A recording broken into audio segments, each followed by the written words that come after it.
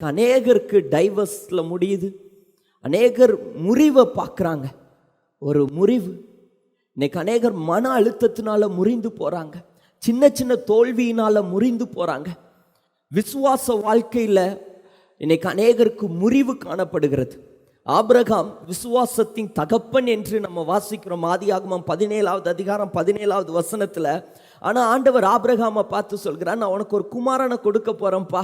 உடனே ஆபிரகாம் சிரிக்கிறார். அப்பொழுது ஆபிரகாம் முகங்குப்புற விழுந்து நகைத்து, 100 வயதானவனுக்கு பிள்ளை பிறக்குமோ, 90 வயதான சாரால் பிள்ளை பெறுவாளோ என்று தன் இருதயத்திலே சொல்லி கொண்டான். விசுவாச முறிவு காணப்படுகிறது.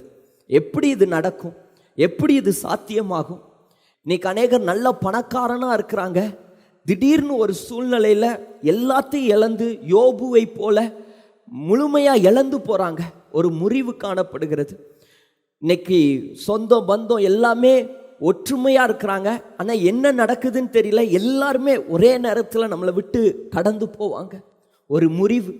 ஃபோன் பண்ணா கூட அட்டன் பண்ண மாட்டாங்க, பேச மாட்டாங்க, கால் அட்டன் பண்ண மாட்டாங்க. எல்லாருடைய வாழ்க்கையிலையும் ஒரு சில முறிவுகளை கடந்து போக வேண்டிய சூழ்நிலை வரும். என் லைஃப்ல பிரச்சனையே இல்லை, போராட்டமே இல்லை, எல்லாமே நார்மலா இருக்கு, நான் சந்தோஷமா இருக்குன்னு யாராலையும் சொல்ல முடியாது. ஒரு முறிவு வரும். ஏதோ ஒரு பிரச்சனைகள் ஃபேஸ் பண்ண வேண்டியது வரும். ஆண்டவர் சொல்றாரு அந்த வசனம், முறிவு இருக்கும்பா, ஆனா இந்த முறிவு காயம் கட்டும்போது அது சந்திரனுடைய வெளிச்சம் சூரியனை போலவும், சூரியனுடைய வெளிச்சம் ஏலத்தனையாக பிரகாசத்தை கொண்டு வரும். உன் முறிவு காயம் கட்டும்போது உன் பிஸ்னஸ்ல நீ தோல்வியை சந்திப்ப. ஆனா அந்த தோல்வி எதுனாலன்னு நீ காயம் கட்டி அதை ஜெயித்து வரும்போது மறுபடியும் உன் பிஸ்னஸ் 7 மடங்கு அதிகமாய் லாபம் கொண்டு வரும். கணவன் மனைவிக்குள்ள பிரச்சனை, சண்டை, 2 மாசம் பிரிஞ்சிருக்கிறாங்க. ஆனா அது என்ன சண்டை, எதுனாலன்னு அதுக்கு காயம் கட்டும் போது அதுக்கப்புறம் பாருங்க, அவங்கள எத்தனை பிரச்சனை வந்தாலும் பிரிக்கவே முடியாது. அவங்க ஈஸியா பிரியவே மாட்டாங்க.